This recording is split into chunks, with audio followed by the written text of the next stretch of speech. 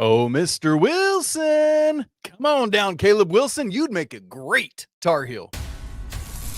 This is Tyler Hansbrough, and you're listening to Locked On Tar Heels. You are Locked On Tar Heels, your daily podcast on the UNC Tar Heels. Part of the Locked On Podcast Network, your team every day.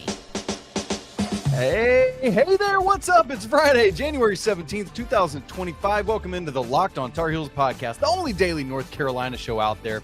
I'm your host, Isaac Shade. You're joining me at the place to get your Tar Heels content every single day. It's all part of the Locked On Podcast Network. Look, we've already had a show today, but Caleb Wilson drops from 5 teams down to his final 3 and sets a commitment date. So we got to get in and talk about it. So thanks for coming in to check in with me after that news broke. Welcome into the Everydayers joining us. And of course, our great Locked On Tar Heels Discord family and our Locked On Tar Heels insiders who go deeper than everyone else with this show. Thank you, everyone, for coming on in.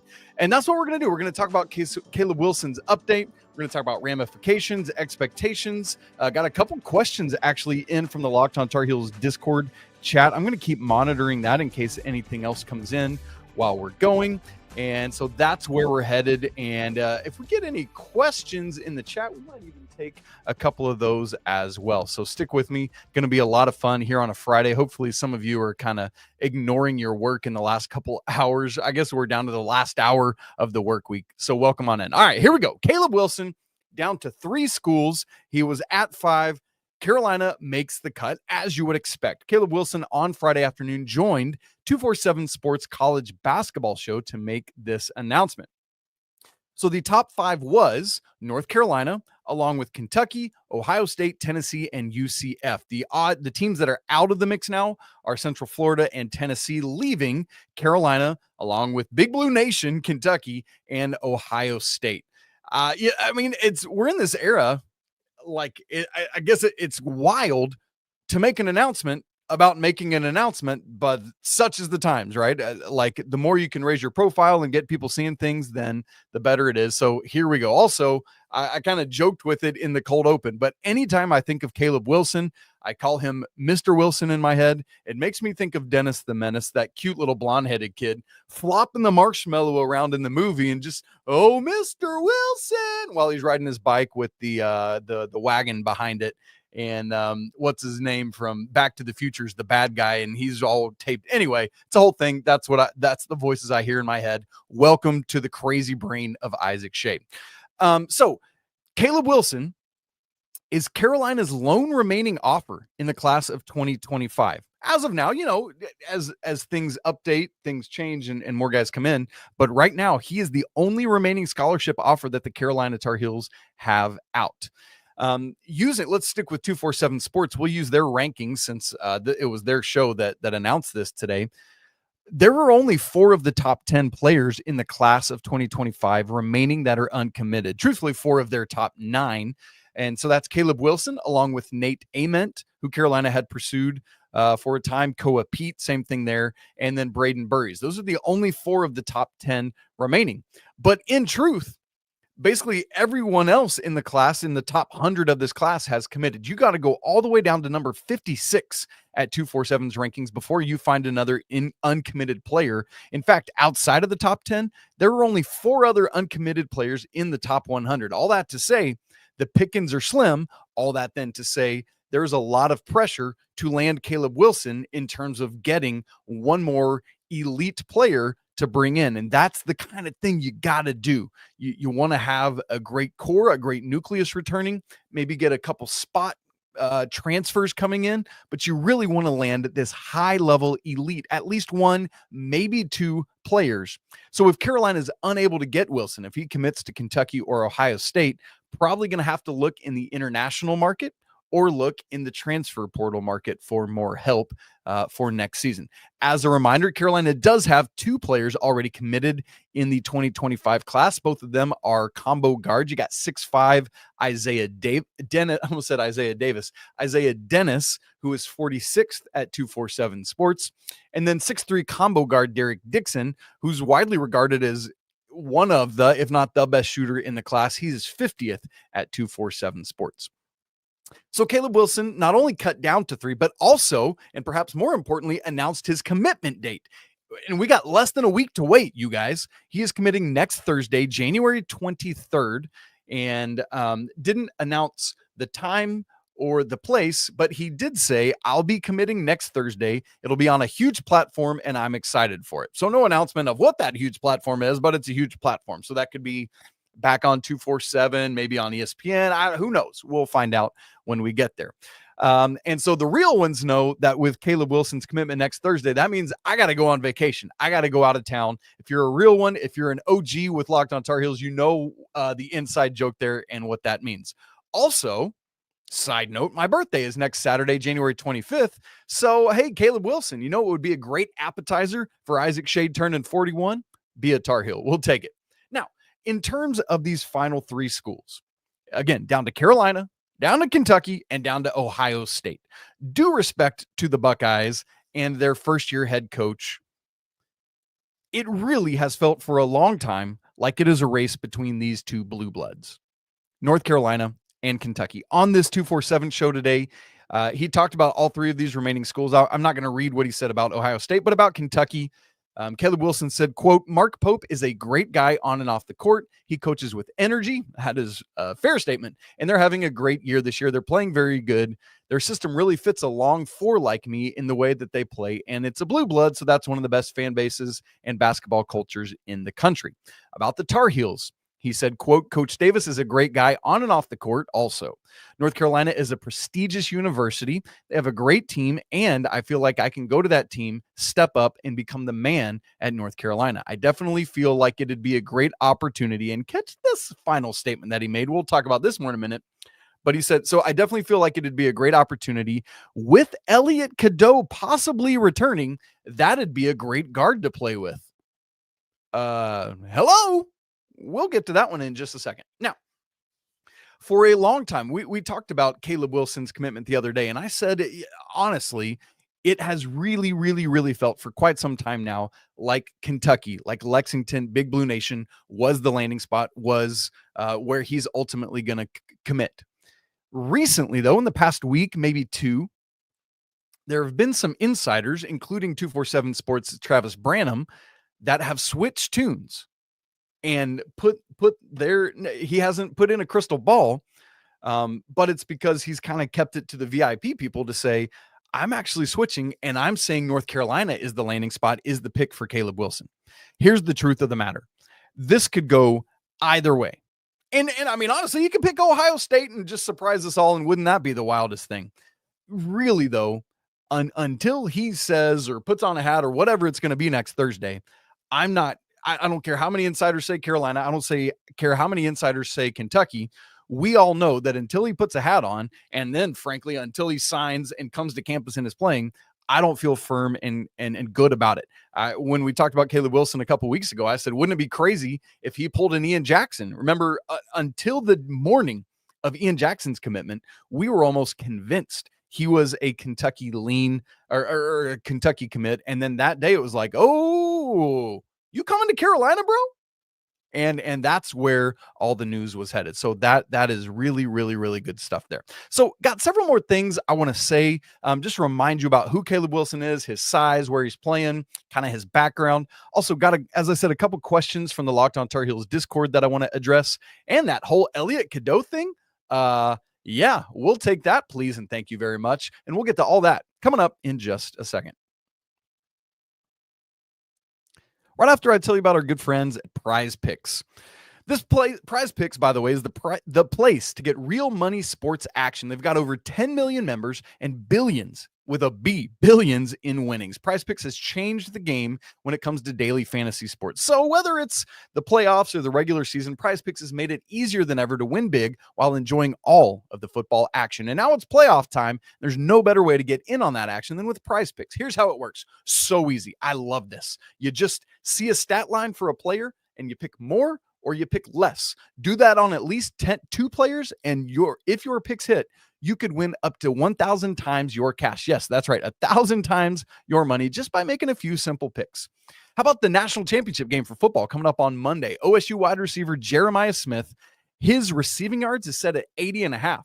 I am definitely taking the more on that. I don't care how good Notre Dame's D is. Give me all of that. It's fun to predict. It's easy to play. Check it out with Prize Picks Flex Play, where you can still double your money even if one of your picks doesn't hit. And that winnings can come in as few as 15 minutes. So run your game this football season at Prize Picks. Use code LOCKEDONCollege today to get $50 instantly after you $50 instantly, after you play your first $5 lineup. That's right. $50 just for playing. Download the app today. Don't wait. Take your game to the next level with Prize Picks. Prize Picks. Run your game.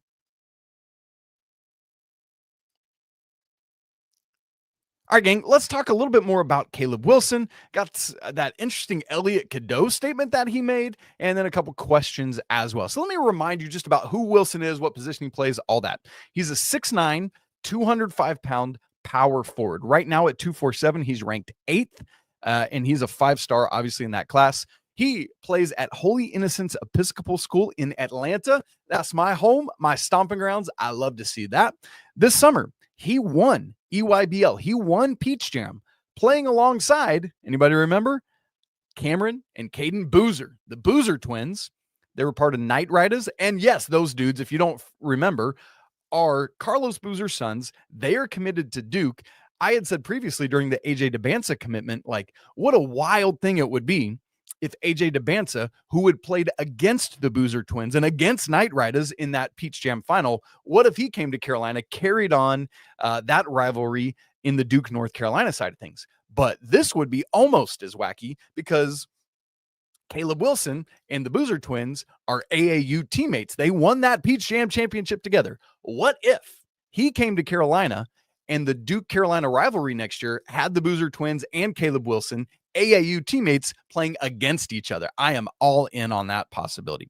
One of the things I love a lot about Caleb Wilson, and I think would be really interesting if he came to Carolina, is that he is this long, lanky, as I said, 6'9", but he's got a ton of defensive capability. He's really bought in on that side of the floor, right? Because of his range, he's got a lot of offensive capability as well. But I love that Carolina has been finding these guys that are good defenders, either already are or have the capability, right? Right now, Seth Trimble, probably the best individual defender for Carolina. But then you bring in Drake Powell this year, who was a phenomenal defender. When we first heard Drake Powell's name, it was Drake Powell is one of the best, if not the best, individual defenders in the class of 2024. And he is proving that, right? We saw that in action on Wednesday night as kind of the combination of Drake Powell and Seth Trimble basically shut down Stojakovic, who was the ACC's second leading scorer. And so when you think about Carolina bringing in more and more guys like that, I'm all in on it. And so that's Caleb Wilson. He embraces it. Here was his self-assessment on that 247 show today. He said, quote, "If you get me, you're going to be getting, I play with extreme effort and passion. I can defend the best player no matter what position they play, meaning 1 through 5. He's very switchable. I can play multiple positions offensively and defensively. I'm a willing passer and I make good decisions. And I'm also a leader. Most importantly, first and foremost, I'm also always looking to get better." Several things in there with that self-assessment. I love the ability, not only the willingness, but the ability to guard the other team's best player. But here's another thing I really love is him just owning, I'm a leader. That's one of the things that Carolina has really missed this season, where in the void of guys like Harrison Ingram and Cormac Ryan. Remember, that was such a critical part of last season's team, was their vocal leadership, them holding their teammates accountable to all the things they were supposed to do. Coach Davis has talked about it. This year, this team doesn't really have a lot of vocal leadership. Like James Brown might be the best vocal leader on this team. Now, there is more communication happening. But if Caleb Wilson is willing to come in and lead, come on, bro, bring all of that noise. And also the fact that he's looking to get better, it gives me shades of Ian Jackson, right? There's all the stories right now about Ian texting Coach Davis every day to find out about how he can get better. Like the more players you can get like that are not prima donnas, that are not like, oh, look at me, I'm perfect already. It's like, no.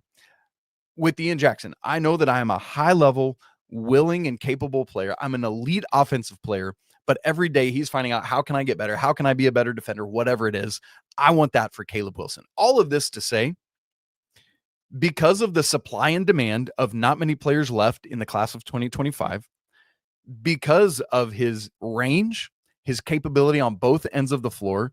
He is a leader. He is a champion, won the biggest and most prestigious AAU championship this summer alongside of the Boozer twins. You put all that together, you think about what Carolina is going to be losing next year, and man, I don't want to put too fine a point on it, but Carolina needs Caleb Wilson. And quite frankly, I think Carolina needs Caleb Wilson more than Kentucky needs Caleb Wilson. Kentucky's already got several 5-star elite recruits, and maybe there's some within him that's like, hey, I'd love to go play with those dudes because they're great. But there's also this thing of like, hey, you could come to Carolina and maybe be like what Ian Jackson's doing right now. That, like, if that's the pitch and that's the sell, man, I might be all in on that. So anyway, we will find out on Thursday what Caleb Wilson's going to do. Again, we don't have the time or the specific platform on which he'll announce, but obviously when we get that news, we'll announce it. As soon as I learn about that, I'll send a message to our Locked on Tar Heels insiders and we'll get that going. Now, let's go back to what he said about North Carolina, that very last statement. I definitely feel like it'd be a great opportunity with Elliot Cado possibly returning. That'd be a great guard to play with. Did Caleb Wilson just break some potential news there on 247 Sports today? Now, let me say this. I think when we watch Elliot Cado, we know already that is a strong possibility. I think, there was one and done possibility coming into last season. There was the possibility of a massive sophomore leap and taking the jump to the NBA after this year. But if we're being frank and honest, Elliot still has a lot of growth that he needs to do in terms of consistency, in terms of what some of the turnovers are going to happen, but the way in which some of the turnovers are happening. Elliot has growth to do in terms of fouls and when and how he commits those, like that third foul he committed in the early part of the second half of the Cal game the other night. That is a fast break. You just got to let go because Carolina needs him on the floor.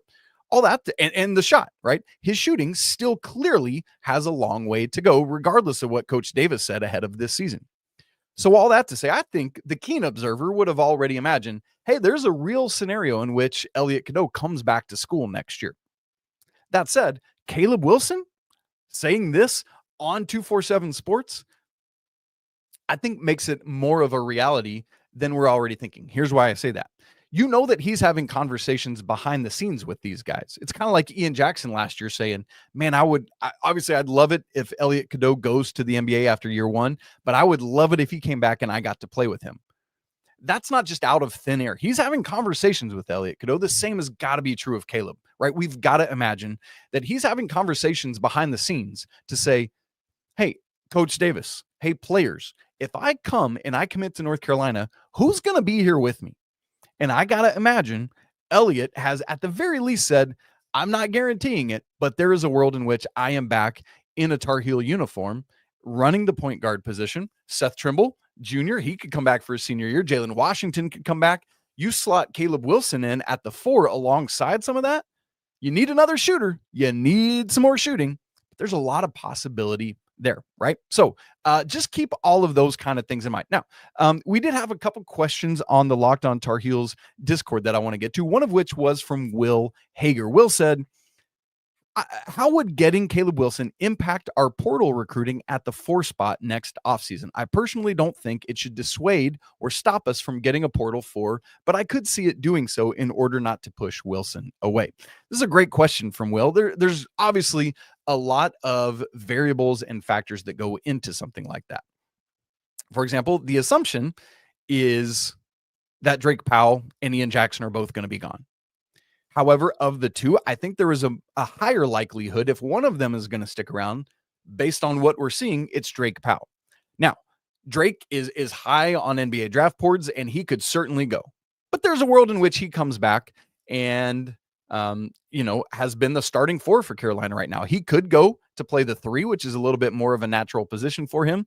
But if you think about Elliot Cado, Seth Trimble, Drake Powell, has not a ton of shooting, and you need that. So there's some of that. Another part of that question or the answer to Will would be Zayden High, who is back in class now after not being with the team this season.